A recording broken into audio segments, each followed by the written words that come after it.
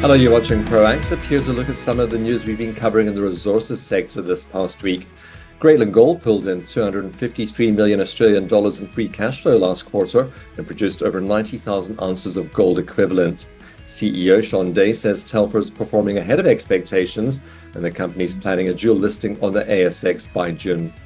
You compare that all-in sustaining cost to a gold price in Aussie dollars of in excess of $5,000.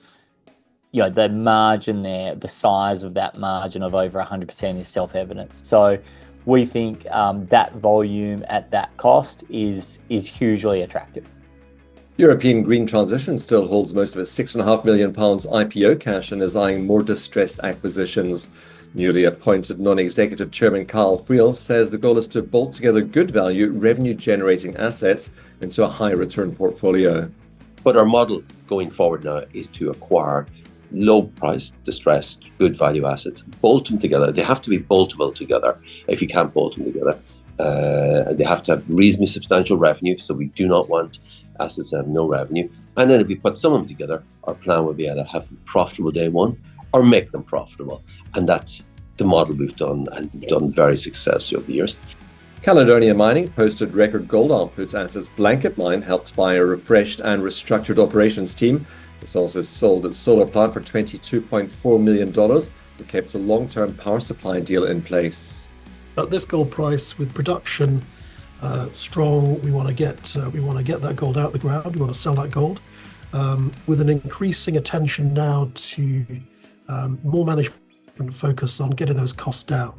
Yeah, the gold price is high, and so that means it's easy in this environment. But we must use this opportunity to invest in things that will give us long-term cost reductions.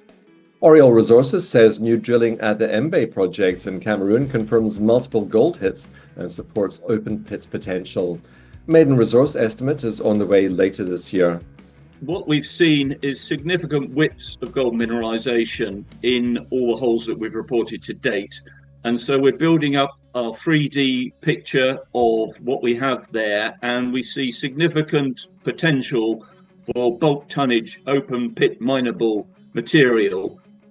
Mossman Oil and Gas found historic data showing helium at 2.7% at its Sagebrush 1 well in Colorado. CEO Andy Carroll says the gas mix and infrastructure could fast-track commercial production.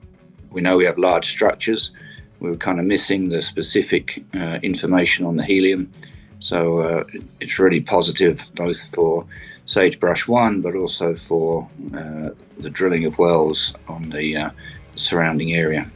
Follow us and subscribe on YouTube, our social channels, and proactiveinvestors.co.uk.